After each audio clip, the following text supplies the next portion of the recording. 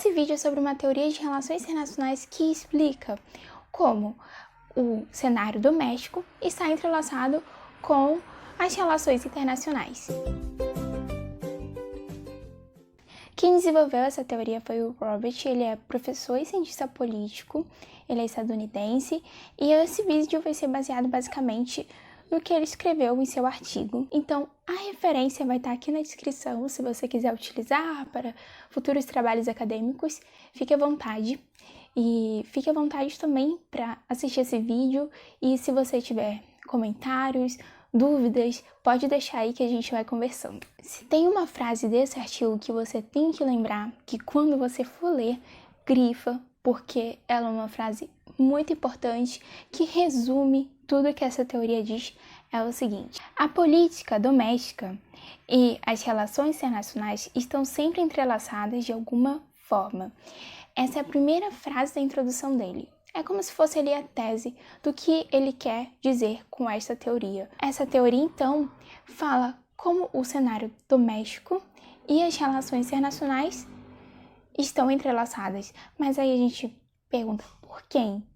Como? Né? E para saber isso, a gente continua lendo e você fica aqui que eu vou te explicar, te dando alguns spoilers desse artigo, que é um artigo, gente, muito bom. O texto dele tem em torno de 30 páginas, mas são 30 páginas que ele vai explicando os conceitos e ele vai contextualizando ao mesmo tempo com os eventos que aconteceram, sempre eventos históricos, sempre citando os atores, sempre citando as negociações. Enfim, então é muito interessante para você ter uma profundidade maior na teoria, porque esse vídeo não vai focar nesses exemplos, ele vai ficar mais nos conceitos que são importantes para você ter um spoiler do artigo do professor Robert, ok? Então a gente já refletiu que essa teoria é sobre o cenário doméstico e as relações internacionais. Mas quem que faz essa relação? Então aqui a gente vai ter o agente principal. Ele chama assim de agente, tá? Não é ator que ele chama, não é uma teoria que tendencia a ser realista.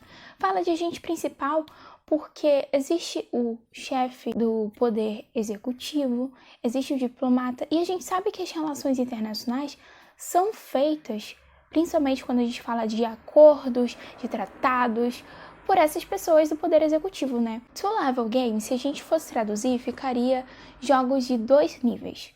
O primeiro nível seria o cenário internacional. O segundo nível, né, o nível 2, seria o cenário doméstico. Esse líder político que está ali negociando, ele sofre pressões tanto no cenário internacional, nas suas relações internacionais, quanto também sofre no seu cenário doméstico. Ele fica então nesses 2 tabuleiros.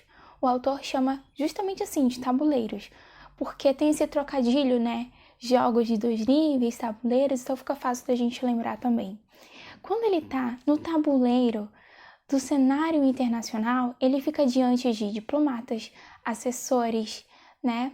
Presidentes, enfim. Quando ele fica no cenário doméstico, no tabuleiro, ficam as pessoas dos partidos, fica também o parlamento e os grupos de interesse. Se esse líder político está sofrendo pressões das pessoas ali no tabuleiro doméstico para tomar uma decisão, para negociar algo no cenário internacional, significa então que naquele país existe liberdade de expressão e existe democracia. Então, aquele líder político se preocupa muito com o seu cenário doméstico, porque existe o voto, existe a eleição. A opinião pública nesse contexto, ela é muito importante. Então, ele se preocupa em ouvir o que pensam as pessoas ali no seu país antes de tomar uma decisão nas relações internacionais. Isso seria uma característica de um bom negociador. Esse bom negociador, ele busca oferecer um pacote que seja interessante, tanto no cenário internacional, quando ele vai propor uma negociação, né, quando ele vai fazer um tratado, um acordo, quanto também para o cenário doméstico. E o autor explica 2 estágios dessa negociação. O primeiro estágio é quando ele consegue convencer os outros negociadores no cenário internacional e ele tem um acordo provisório. E o segundo estágio é quando ele leva esse acordo provisório para o cenário doméstico e pode ser que passe por uma votação no parlamento, enfim, e para então ser ratificado ou não aquele acordo. O autor traz um conceito que é muito interessante, que se chama one set, seria conjunto de vitórias.